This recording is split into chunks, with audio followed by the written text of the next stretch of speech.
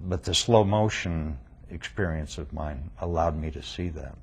David was awarded the Purple Heart. His wounding was one of several traumatic episodes in his Vietnam experience.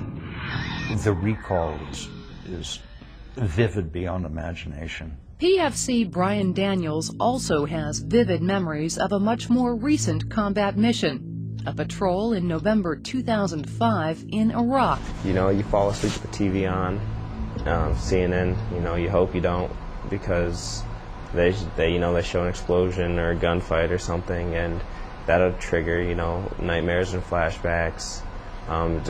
But it's also sitting at a red light. If you just have time to think, so it can cause you to just, you know, become upset, like you're just, you know, just finding out again. The memories resonate across the years and wars. Let There Be Light, a documentary made for the Army by legendary Hollywood director John Huston, depicts the treatment of World War II vets for what are called neuropsychiatric injuries. The soldiers' interviews with psychiatrists could almost come from veterans of today's conflicts. The sudden noises bother you particularly? I could just shake a little bit and not that bad. Well, I guess I just got tired of living, you can put it that way. I had trouble sleeping, yes, had dreaming of combat, you know. I just took off because I see too much of my buddies gone, and I figured the next one was for me. A man can just stand so much up there, see. There have been psychiatric problems following exposure to trauma, we know, since as far back as the Napoleonic Wars in which they were recorded. During the Civil War, it was called nostalgia. Following World War I, it was called shell shock. In World War II, it was called combat fatigue. There has always been a name, but not as much focus as there is now in trying to understand and intervene. I felt as dangerous as a civilian as it was dangerous to be in combat. That focus first began to sharpen with the discharge of hundreds of thousands of Vietnam vets like David Powell in the 1970s. There was no training, there was no decompression. You were, in 1 minute, a combat veteran trying to save your own life. And the next minute you were a civilian getting off an airplane. Current treatment for PTSD has two main components: psychotherapy and psychoactive drugs. We've got, I think, a bigger, more capable menu of options for therapy, diagnosis and therapy than we've had before. And I think it's become something in the nation's conscience that we're concerned about. The nation's concerned about the mental health of their soldiers, as are we.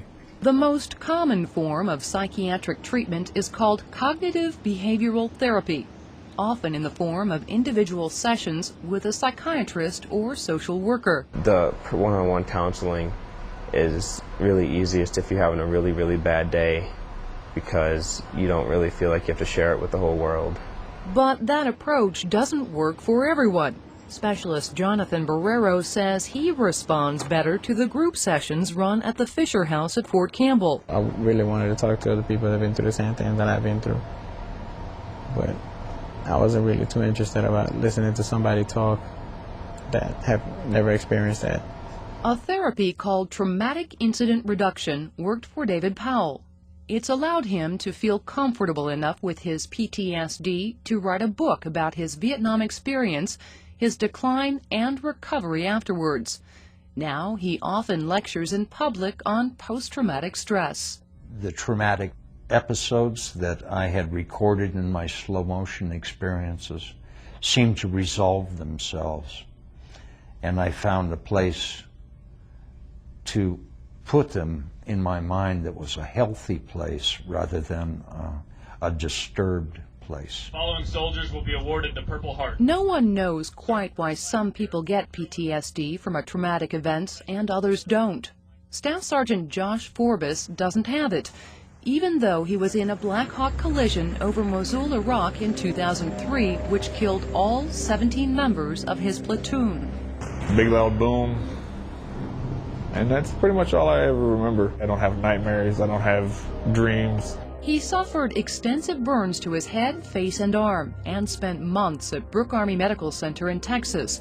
He's had 12 surgeries. It was another burn victim who encouraged him to come to terms with his disfigurement. Another guy, J.R. Martinez, who was burned about 6 months before me, came into my room one day and he was like, "Hey, you know what? I am who I am. You know, there really ain't nothing else I can do about it. You know, we are who we are." And that day, you know, I looked in the mirror for the first time. And I seen me, it distorted me, but I still see me. Sergeant Forbes became an ardent supporter of injured service members. He recognizes the wounds within can be as disfiguring as the wounds without. I told Barrera and Daniels, I mean, I make a joke out of it, but, you know, the first thing I told him, you know, or one of the first things I told him was, "Hey, welcome to the club. You know, I got a Purple Heart, now you guys got a Purple Heart too."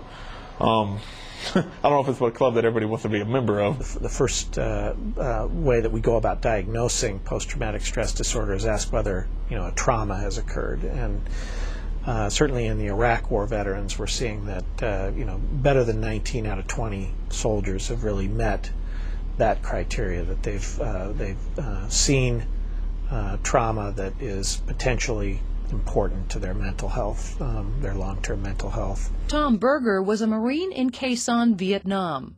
He's now head of the Vietnam Veterans Association PTSD and Substance Abuse Committee. I went off to war and I came back changed. And it's with me every day. There's some time that I think about it during the course of the day. Sometimes it's good, sometimes it's bad. Sometimes I use it to motivate myself, to move on to what I have to do next in the day. Sometimes I have to shut down and just be by myself because it's just too much. If you have surgery, you can close where the operation occurred, but there's still scar tissue. The same is true in my way of thinking about emotional pain and suffering.